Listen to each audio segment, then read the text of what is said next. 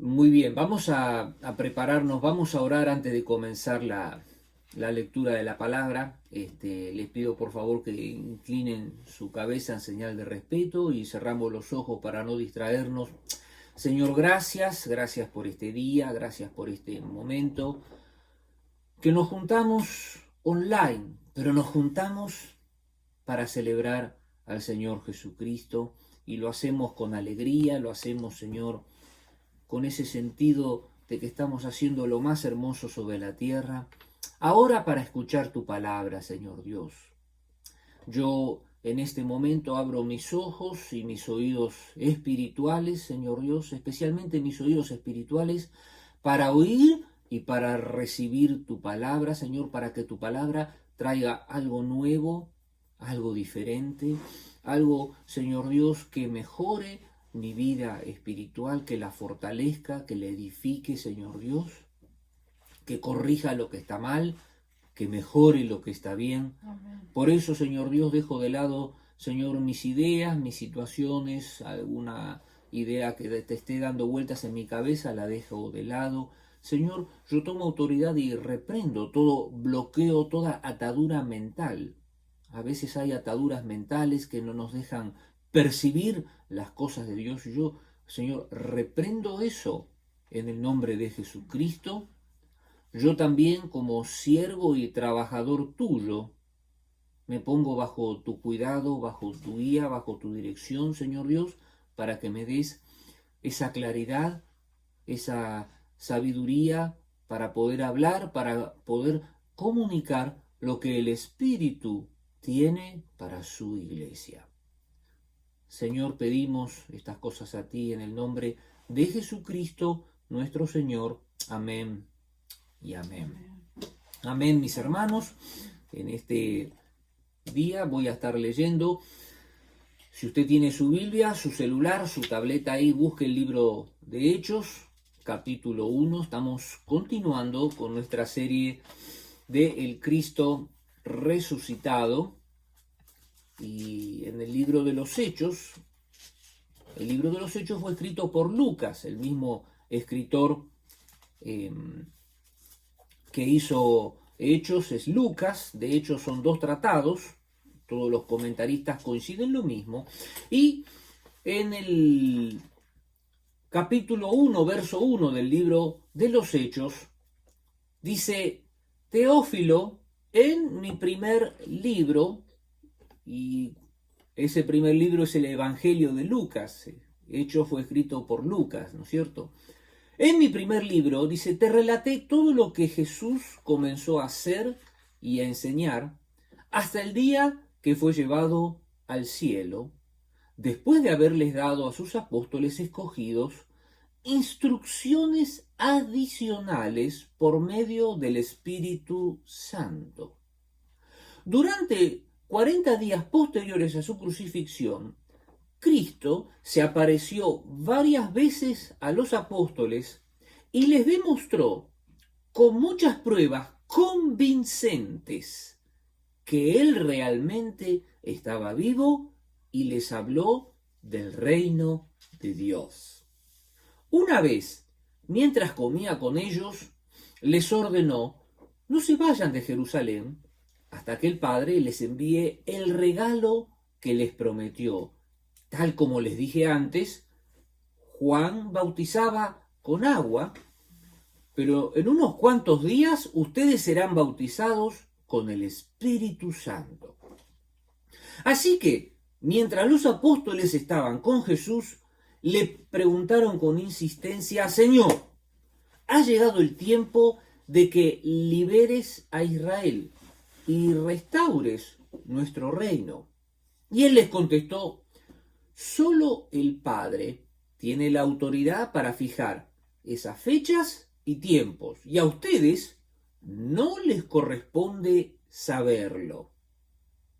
Querían saber el futuro los apóstoles, ¿no? Y Jesús dice: no les corresponde saberlo.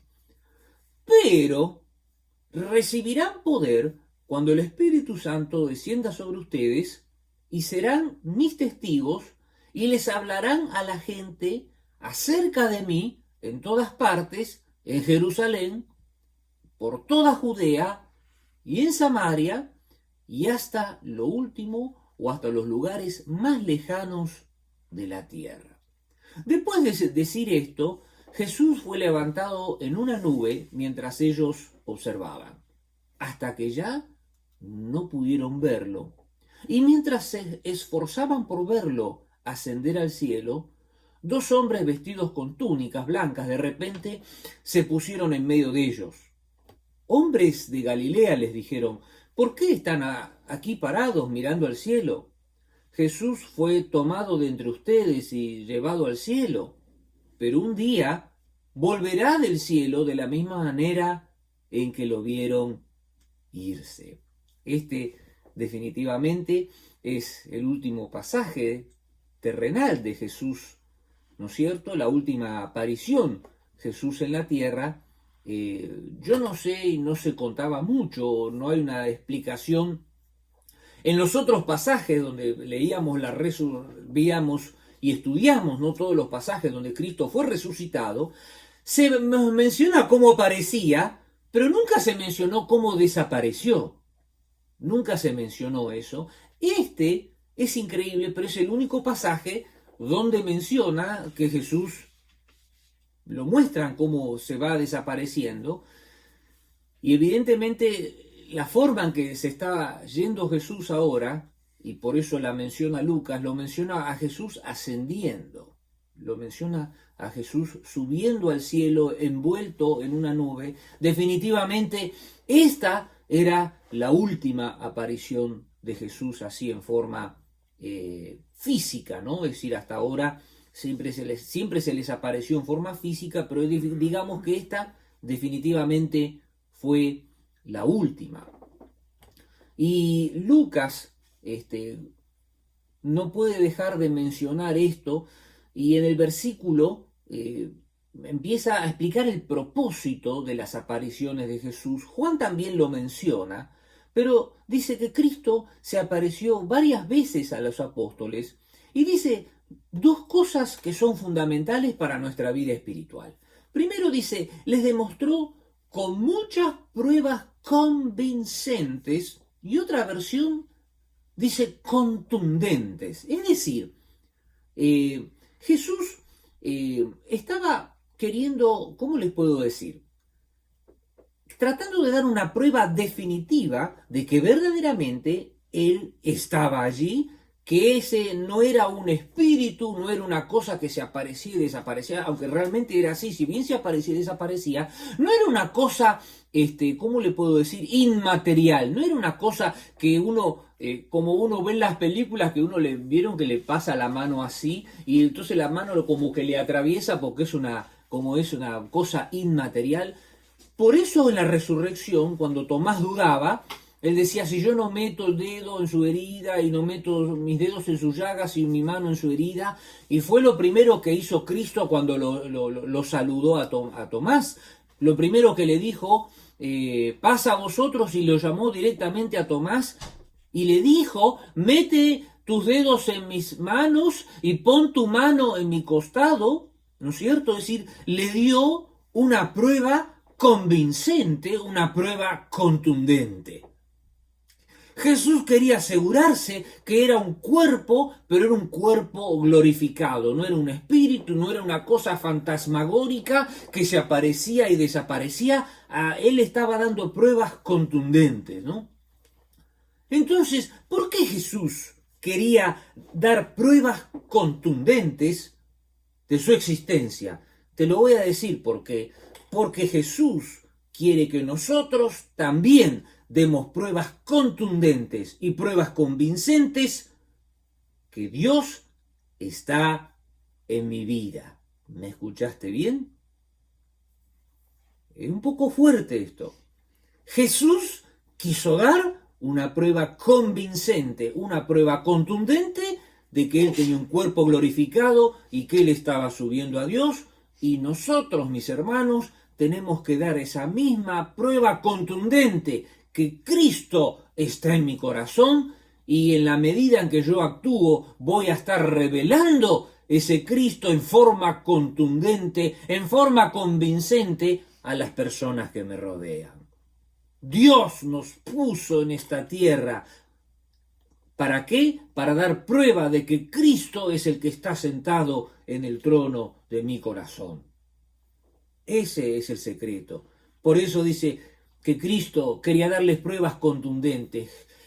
Jesús quería que tú, mi hermano, estuvieras plenamente convencido que Él vive, que Él reina, que Él está en dominio, en control de todas las cosas. Amén. Y Dios mismo quiere que tú estés dando pruebas contundentes del amor de Dios a las personas que nos rodean. Por eso Pablo en Gálatas dice en capítulo 5, en los versos 16 al 21, habla de lo que es el fruto del Espíritu. ¿Y cuál es el fruto del Espíritu? ¿Qué es lo que florece en nuestras vidas? Dice que es amor, gozo, paz, paciencia, benignidad, bondad, fe, mansedumbre y templanza. Ese es el fruto que una persona que se considera hijo de Dios o hija de Dios tienen que comer los demás. Imagínate que tú vas a un árbol, ¿no? De fresas, y cuando vas a sacar las fresas te encuentras con una fruta espinosa y tú dices, ¡qué asco! ¿Qué es esto? Yo estaba esperando una fresa dulce, y cuando voy, la pruebo, la tomo, tiene un sabor agrio. Miren, el mismo sabor desagradable causamos nosotros cuando nosotros decimos que seguimos a Cristo, pero no sale este amor, gozo, paz, paciencia, benignidad, bondad, fe, mansedumbre y templanza de nuestras vidas. Estamos provocando un desastre espiritual en la gente que nos rodea. Hace unas semanas atrás publiqué algo en el Facebook, lo puse en la página de la iglesia. La verdad que, perdón, estaba en inglés, ¿no es cierto? Pero yo lo traduje del español y mis ansias de ponerlo rápido, porque fue tan bendición haberlo leído, y yo lo puse. Algunos recordarán la historia, ¿no?, de ese predicador que se tomó el VAS y que cuando le dan el cambio le devuelven 25 centavos de más, y el predicador empezó a pensar, 25 centavos no es mucho dinero, ¿qué es para una compañía de buses? La cuento así rapidito la historia para que usted para el que no lo vio, no lo leyó. Dice, ¿qué son 25 centavos? La compañía de buses maneja miles de pesos, de dólares. 25 centavos realmente no es nada, qué sé yo. Está bien, me lo quedo. A veces decimos, no, el Señor me proveyó, ¿no es cierto? Pero a la vez algo decía, él decía, yo le estoy agregando un par de cositas, ¿no? Pero él decía, no, pero son 25 centavos, que no sé. Y al final cuando se baja del bus, el baile le dice, mira, me diste cambio de más, le dice al chofer. Y el chofer le dice, eres el nuevo predicador, el nuevo pastor, ¿no?, de la ciudad. Y el hombre se queda, ¿no? Y dice, bueno, sí, dice, estaba mirando, estaba probándote, dice, en cierta forma. Y entonces él se bajó, y entonces el chofer le dice, mira, voy a ir a tu iglesia este domingo. Y dice que cuando se bajó, se agarró del primer poste casi desmayado, y dice, Señor, casi te vendo por 25 centavos, ¿no? Casi pierde todo por 25 centavos, ¿no es cierto? Y entonces él dice que la gente, ¿cómo va a conocer a Cristo? Y va a ser a través de nuestras acciones, ¿no es cierto? Va a ser a través de lo que nosotros hablamos, vivimos, decimos, ¿no es cierto? Y él decía, nosotros somos la Biblia abierta. ¿Somos Biblias abiertas, mis hermanos? ¿Cómo te conocen los que te rodean, no? Tenemos que dar pruebas contundentes. Pruebas contundentes. ¿Qué prueba contundente reciben, no, tu familia, tus amigos, tus vecinos, los que trabajan contigo, de que hay un Cristo resucitado? Pruebas contundentes. Pruebas contundentes.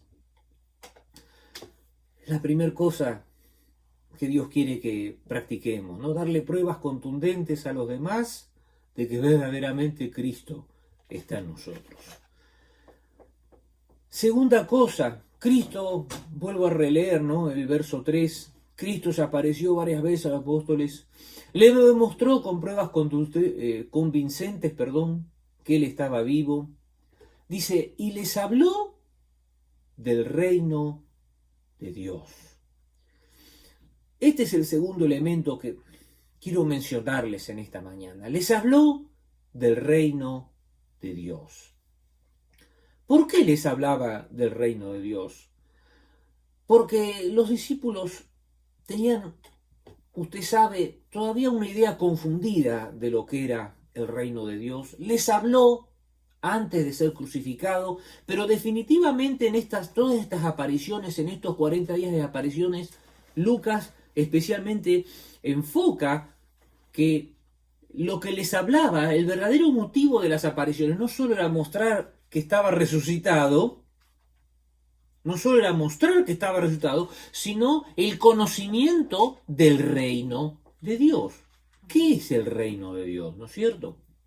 Entonces, uno tiene que reexaminar un poco qué significa el reino o qué era para Jesús el reino. Y cuando Jesús comienza su ministerio, dice que en Mateo 4:17, que dice, arrepentíos porque el reino de los cielos se ha acercado a vosotros. Se ha acercado a vosotros el reino, ¿no es cierto? Entonces, toda esta idea del reino era la idea principal que Jesús vino a traer sobre la tierra. El problema que se presenta, mis hermanos, con la idea del reino, y el problema que tenían los discípulos, es que nosotros queremos asociar este reino de los cielos con las cosas de la tierra.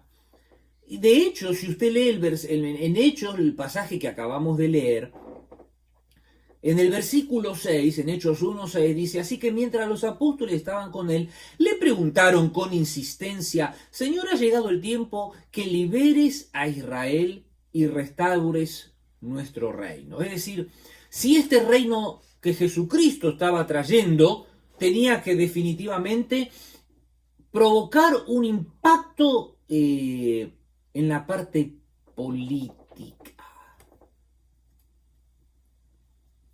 Y entonces en el verso 7 dice que Jesús les contestó, solo el Padre tiene la autoridad para fijar esas fechas y tiempos. Un comentarista notaba que en estas apariciones de Cristo, Jesús nunca más empezó a decir mi Padre, se empezó a referir al Padre como una persona separada, y no por eso dejó de ser hijo él, pero como el Padre en comando, o el que tiene toda la planificación, ¿no?, de todas las cosas, y por eso acá dice, solo el Padre tiene la autoridad para fijar esas fechas y tiempos, y acá viene la respuesta interesante, dice, y a ustedes no les corresponde saberlo. Jesús, con una frase, nos saca afuera a nosotros de todo lo que es la futurología, o todas las cosas de querer mezclar los reinos del cielo con las cosas de la tierra. ¿Qué es lo que estaba queriendo decir Jesús?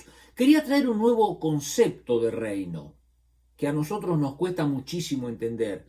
Que el nuevo concepto de que este reino es espiritual. ¿Me escuchaste bien?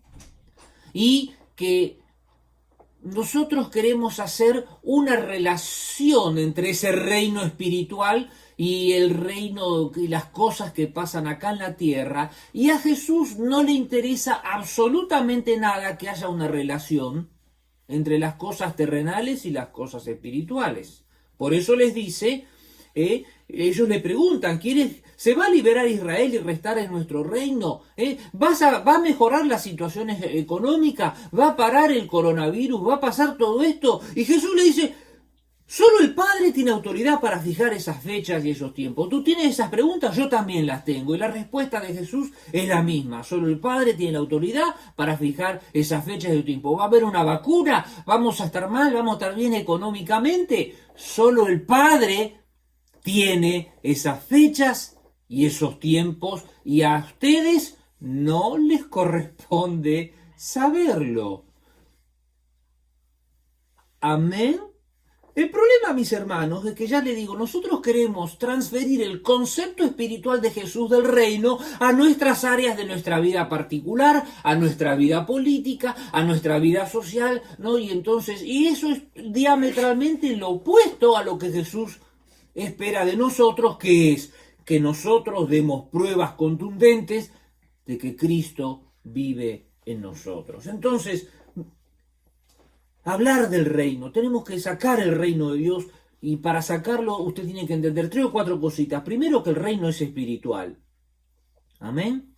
El reino es espiritual. ¿Y dónde funciona ese reino? ¿Dónde se extiende ese reino? Ese reino se extiende o trabaja dentro de mi vida.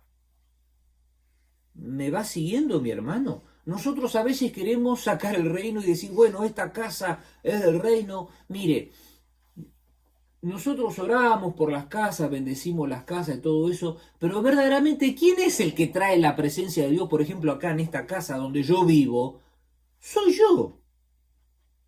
Yo sé que por ahí, y nosotros en la voluntad y en los misterios de Dios, no sé, creo que esta es la 8ª, 9ª casa, hemos rentado y bueno, gracias a Dios pudimos comprar, pero cada casa donde entrábamos, nosotros entrábamos y bendecíamos la casa, porque no sabíamos quién había vivido antes, qué cosa rara había hecho las personas anteriores, si habían hecho pero verdaderamente, ¿quién es el que va a traer la influencia espiritual? No es una oración, no es que yo unja con aceite las paredes de la casa. ¿Quién es el que va a traer la presencia contundente del Espíritu Santo sobre la casa? Soy yo, mis hermanos. Soy yo. Es mi esposa. Son mis hijos. Somos nosotros los que traemos la influencia espiritual, ¿no es cierto? La ubicación del reino. ¿Cuál es la ubicación del reino? El reino de Dios está en mi corazón. Está en mi corazón. Ese es el punto. Y eso es lo que la gente no pudo entender. ¿Y cuál es el alcance de ese reino? De mi corazón, ¿a dónde tiene que ir? Tiene que ir hasta lo último de la tierra. Tiene que ir hasta lo último de la tierra. Por eso, mis hermanos, nosotros a veces decimos, bueno, pusimos la iglesia, bendito sea Dios que tenemos el edificio y todo, pero mis hermanos, ese edificio está vacío y no pasa nada. Pero si el grupo de gente, en vez de hacer la reunión en el edificio, hacemos la reunión en el parqueadero, ¿dónde va a estar el Espíritu Santo? ¿Dentro del edificio o con nosotros en el parqueadero? Va a estar con nosotros. ¿Por qué? Porque el reino de Dios es espiritual. El templo, es un edificio y está muy bien. Es el lugar donde nos encontramos, pero el verdadero motivo es espiritual. Hermanos, hay que hablar de ese reino, hay que contar ese reino. Por eso Jesús les habló del reino de Dios. Hay un reino de Dios en tu vida, está reinando Él. Está reinando con poder. ¿Se siente cómodo Jesús como rey en el trono de tu vida? ¿O es un invitado que ocasionalmente por ahí le dejas abrir la puerta y le pides algo que en ese momento estás necesitando? Por eso Jesús les habló del reino de Dios. No te quedes con que el reino es un reino que solo sirve para recibir bendiciones materiales. Las bendiciones materiales no cuentan en el reino. No cuentan en el reino. Lo que cuentan es dónde está el reino de Dios en tu vida. Esa es la segunda cosa.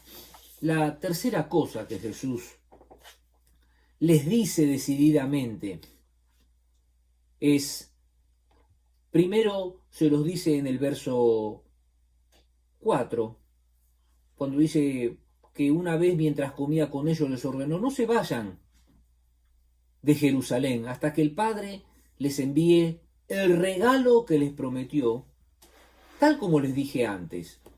Juan bautizaba con agua, pero en unos cuantos días ustedes serán bautizados con el Espíritu Santo.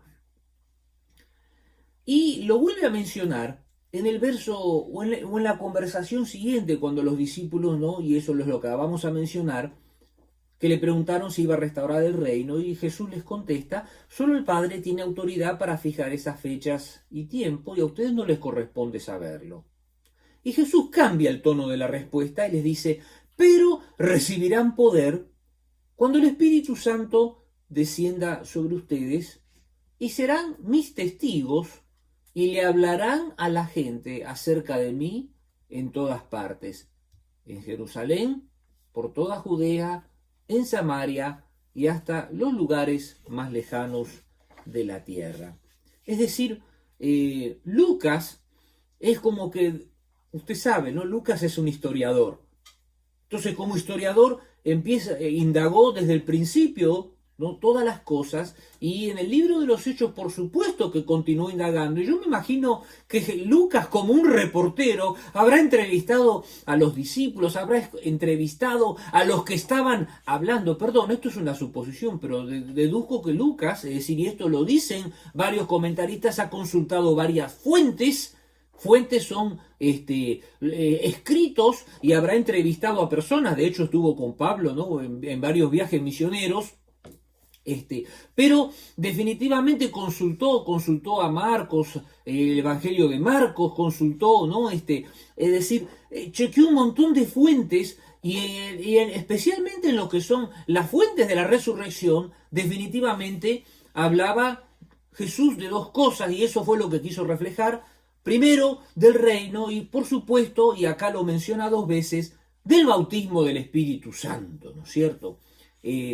¿Por qué Jesús les empezó a hablar del bautismo en el Espíritu Santo? Y acá directamente en este pasaje Lucas lo enfatiza dos veces. Primero en el verso 5 y luego en el verso 8. Serán bautizados con el Espíritu Santo. ¿Por qué esta explicación? Déjenme que les explique cómo funciona esto. Jesús, cuando comenzó su ministerio público, lo primero que hizo, ¿saben qué fue? Fue ir a bautizarse. Y los que conocemos la Escritura sabemos que Juan decía: tú vienes a ser bautizado por mí. Medio como que Juan decía: tú me tienes que bautizar a mí, ¿no? Y Jesús, en un acto de humildad, dijo: dejemos que las cosas sean como tienen que ser. Tú estás llamando a un bautismo de arrepentimiento, y yo vengo acá a bautizarme, ¿no es cierto? Y usted conoce muy bien ese párrafo cuando Jesús fue levantado de las aguas, que el Espíritu Santo bajó como paloma. Y uno dice: ¿por qué el Espíritu Santo bajó como paloma? Te voy a decir por qué. Porque Jesús estaba siendo bautizado. Él tomó la decisión de bautizarse, y quiero que me escuches bien en esto.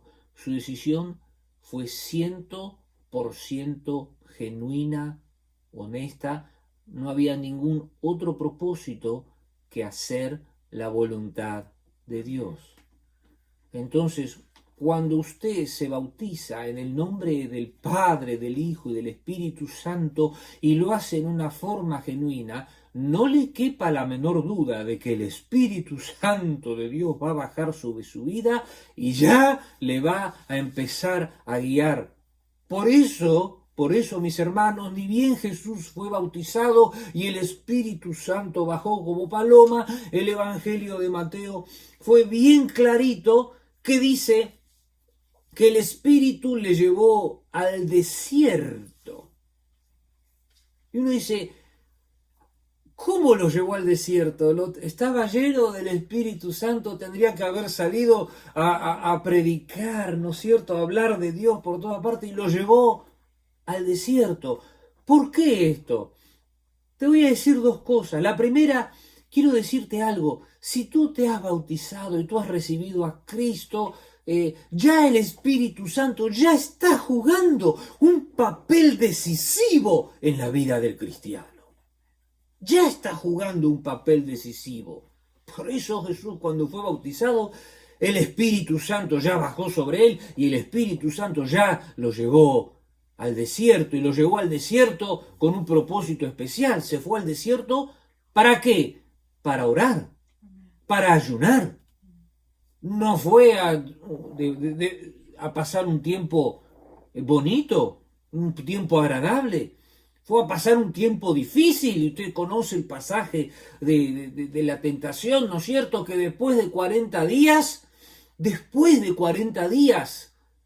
el hambre empezó a ser acuciante, empezó a ser determinante en la vida de Jesús, empezó a sufrir, empezó a tener un dolor físico producto del hambre, y fue en ese momento de terrible debilidad que ¿quién se le apareció? No se le aparecieron los ángeles, se le apareció el ángel caído, ¿no es cierto? Cuyo propósito, ¿cuál fue el propósito? ¿Cuál era el propósito de Satanás? Verdaderamente romper el plan de Cristo. No era solo romper el ayuno, no era romper el ayuno. Empezó quizás con eso como excusa, ¿no? El tema del ayuno, pero en realidad fue algo más que romper un ayuno, porque usted ve las tentaciones y se da cuenta que el propósito final era que Cristo rompa con su misión y se dedique a las cosas de la tierra. Por eso al final le mostró todos los reinos del mundo, ¿no es cierto? Le mostró todos los reinos del mundo y le dijo: todo esto te daré si postrado me adorares. Y uno dice: ¿qué pasó acá? Tenga mucho cuidado con los bienes materiales. Tenga muchísimo cuidado con los bienes materiales, porque eso fue lo que le ofreció el diablo, ¿no es cierto?, a Jesús. Entonces, obviamente Jesús, el Hijo de Dios, guiado por el Espíritu Santo, ¿no?, lo echó definitivamente a Satanás usando la palabra. ¿Por qué el tema del Espíritu Santo en la vida del creyente? Déjame que te lo diga en estas 2 o 3 cosas. Cuando Jesús empieza a hablar del Espíritu Santo, en Juan, en el Evangelio, en el 15:26, Jesús lo menciona como el Consolador. La idea más de Consolador, la traducción verdadera, literal, sería el defensor.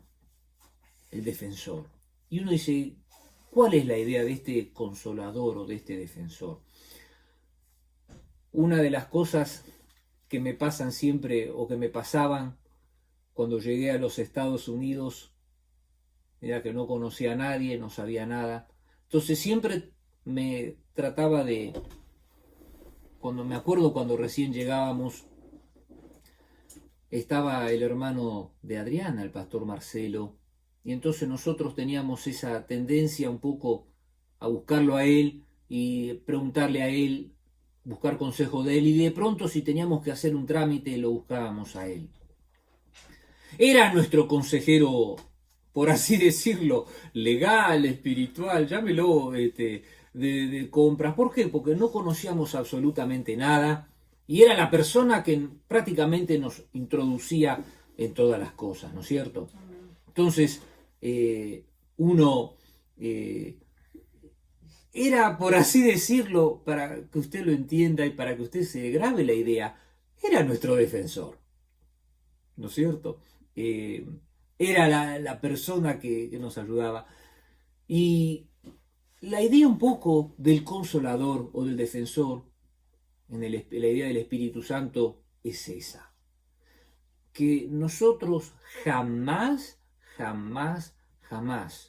vamos a estar solos, jamás sentiremos el vacío interior o vamos a sentir una soledad que nos quite las fuerzas espirituales al punto de entrar en un pozo de desesperación.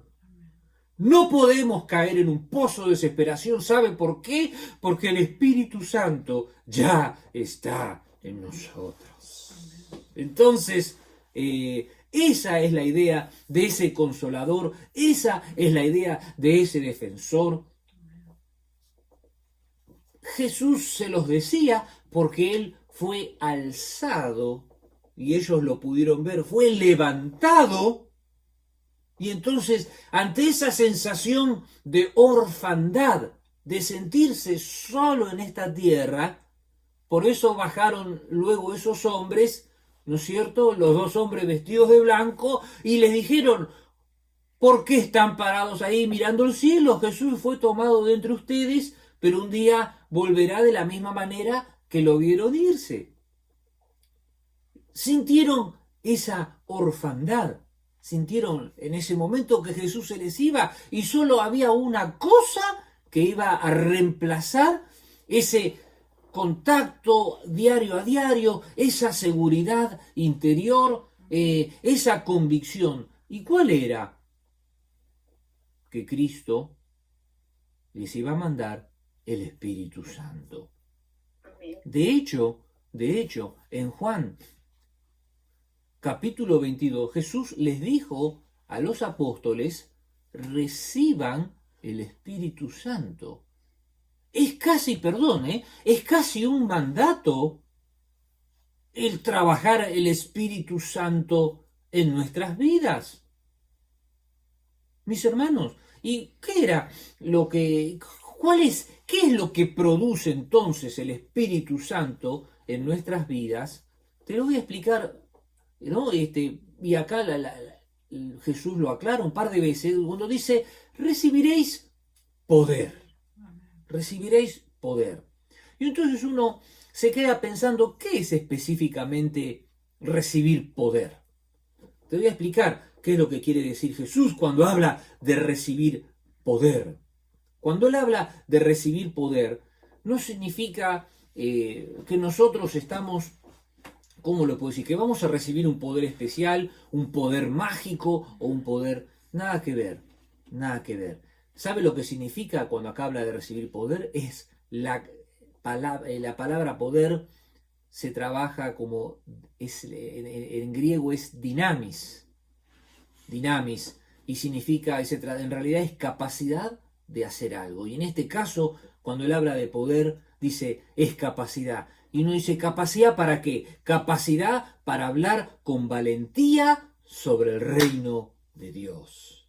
Te viene una fuerza interior para hablar de Jesucristo, para hablar bien, para hablar con seguridad, con convicción, para dar frases hermosas que van a captar, ¿no?, la vida de la gente, ¿no es cierto? Ese es el tipo de poder que nosotros recibimos. Realmente, cuando nosotros queremos hacer otro tipo de cosas, nos estamos yendo de lo que estrictamente dice Cristo. Ese poder nos hace a nosotros mantenernos a flote cuando estamos en un momento de turbulencia espiritual. En Hechos capítulo 16, Pablo y Silas, después de predicar el Evangelio, fueron azotados, fueron puestos presos. Y en Hechos 16 dice que a la medianoche, dice que Pablo y Silas se pusieron a cantar. Y uno dice: ¿cómo puede ser que estaban predicando el Evangelio, se convirtió un montón de gente y se armó un alboroto, los arrestaron, los castigaron y los pusieron presos? Cualquiera de nosotros estaría diciendo: pero Señor, ¿qué es lo que pasa? ¿Por qué, si hicimos tu voluntad, se entregaron 20, 30 personas al Señor? ¿Por qué estamos presos si hicimos tu voluntad? Y Pablo y Silas, como estaban influenciados por el Espíritu Santo, dice que a la medianoche, usted sabe, ¿no?, que la medianoche, en los momentos de tristeza, es cuando pega la mayor tristeza, entre la medianoche y la madrugada. Pero cuando ellos se dejaron guiar por el Espíritu Santo, lo que debió haber sido el momento de mayor tristeza, mayor soledad, era un momento de alegría, estaban haciendo un culto.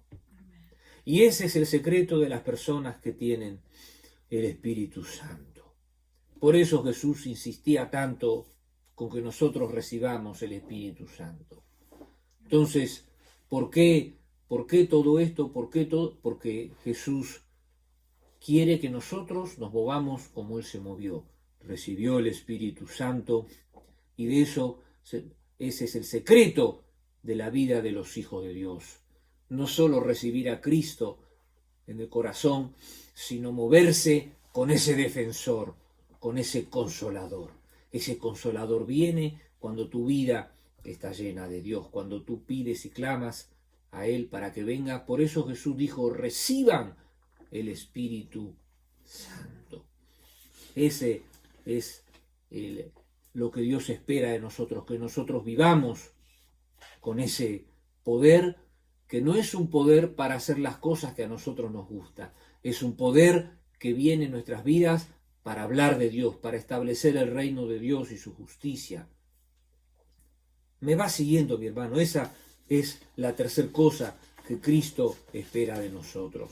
Por eso Jesús les habló del reino. Amén. Les habló del reino. Esperaba que demos pruebas contundentes, mi hermano. Pruebas contundentes. Pero la gente tiene que decirnos a nosotros, pero este es un ángel de Dios. Esta mujer es un ángel. A esta solo le faltan las alas. Tenemos que impactar a la gente que nos rodea con ese poder de Dios, de tal forma que la gente se dé cuenta que hay algo diferente en nosotros. ¿Estás listo, mi hermano, mi hermana, para recibir eso? Yo sé que muchos a veces tienen miedo. Algunos reciben el Espíritu Santo y está todo ese tema de hablar en lenguas, Yo lo único que te puedo decir es lo siguiente. Cuando en la iglesia primitiva recibieron el Espíritu Santo, la consecuencia de recibir el Espíritu Santo, ¿sabe qué era? Que cada vez hablaban con más valentía el reino de Dios. Y ese es el secreto de la vida cristiana. Hablar con valentía el reino de Dios, no sentir ese vacío, esa soledad, dar esas pruebas contundentes de que Cristo está en mi corazón. Puede decir amén, mi hermano, puede decir amén. Vamos a orar entonces. Vamos a orar. Señor, gracias porque tú te apareciste a los apóstoles, a los discípulos, Señor, y les diste pruebas contundentes, Señor Dios. No les quedó ninguna duda de que tú eras un Cristo resucitado con un cuerpo glorificado, Señor Dios, y que nosotros también tenemos que dar la misma prueba, Señor Dios, que damos pruebas contundentes de que tú vives en mi corazón, que las cosas que digo, que las cosas que hablo, que mis acciones, que aún mis miradas, mis reacciones muestran que hay un Cristo que vive en mi corazón, que está sentado cómodamente en el trono de mi vida y que el Espíritu Santo toma control de mis acciones. Por eso, Señor Dios, queremos practicar ese reino, Señor Dios, aquí en la tierra. Señor Dios, queremos entender una vez más y aplicar esos principios del reino, que el reino es algo espiritual, que no tiene nada que ver con las cosas materiales. No tiene nada que ver con las cosas materiales. Nosotros tenemos esa tendencia a asociar bendición con riqueza y pobreza con maldición, Señor, y eso no funciona en el reino de Dios. Ya lo dijo Jesús cuando tuvo que ver al ciego de nacimiento, dice, no pecó este ni sus padres. Esto para que se vea la gloria de Dios en medio de esto. Y ese es el secreto, ver la gloria de Dios en las cosas de la vida. Por eso, Señor Dios, queremos entender este reino como algo espiritual y que verdaderamente este reino se cumple en mi vida, Señor, y que este reino se transfiere espiritualmente a otras personas. Por eso, Señor Dios, ayúdame a acercar, como tú acercaste el reino de Dios a mi vida, a acercar el reino de Dios a las vidas de otras personas. Señor Dios, y finalmente este mandato final de recibir poder, Señor Dios. Ese recibir poder, Señor. Esa descripción que tú hiciste del Espíritu Santo. ¿Quién es el Espíritu Santo? El defensor, el consolador, el que está conmigo todos los días, el que me está ayudando, el que saca de mi vida y de mi mente y de mis circunstancias esa sensación de soledad, esa sensación de vacío. Todo lo contrario, yo estoy con Cristo en forma permanente. El Espíritu Santo es el que me va a llevar, el que va a traer, Señor, esas iniciativas, el que me va a mostrar cosas, el que va a traer sentimientos para hacer determinadas cosas, Señor Dios, para mostrar el amor de Dios, para mostrar que el fruto del Espíritu es lo que se cosecha, es lo que cosechan las personas que me ven y que me rodean. Por eso, Señor Dios, en esta mañana queremos hacer caso y decir amén a lo que dijo Jesús a los apóstoles en Juan 20:22, cuando dijo, reciban el Espíritu Santo. Y yo digo, sí, Señor, yo recibo el Espíritu Santo. Dile al Señor, Señor, yo recibo el Espíritu Santo. Que sea tu oración esta semana, Señor. Que sea tu oración, Señor. Mi hermano, recibo el Espíritu Santo, porque es un mandato, fue uno de los mandatos que le dejó mientras él estaba resucitado, y yo digo, sí, Señor, yo recibo el Espíritu Santo. No sé qué va a pasar, no sé qué experiencia voy a tener, pero yo quiero recibir el Espíritu Santo para moverme, Señor, con esa sensación de confianza, con esa sensación de valentía, de que tú estás conmigo, Señor, y que me vas a dar la palabra justa, me vas a dar el consejo perfecto, me vas a dar, Señor Dios, la capacidad para hablar, Señor Dios, con esa seguridad, Señor, me vas a dar las palabras justas, no me vas a dar ni más ni menos, me vas a dar lo que el Espíritu decide para que la otra persona reciba, para que la otra persona sea alimentada, para que la otra persona reciba lo que verdaderamente el Espíritu le quiere dar. Por eso, Señor Dios, yo abro mi mente, mi corazón, abro mi espíritu para que recibir el Espíritu Santo en mi vida. Señor, te agradecemos por esta palabra y recibimos esta palabra en el nombre de Jesucristo, nuestro Señor. Amén y amén. Amén, mis hermanos. Amén. Palabra de Dios. Dios les bendiga.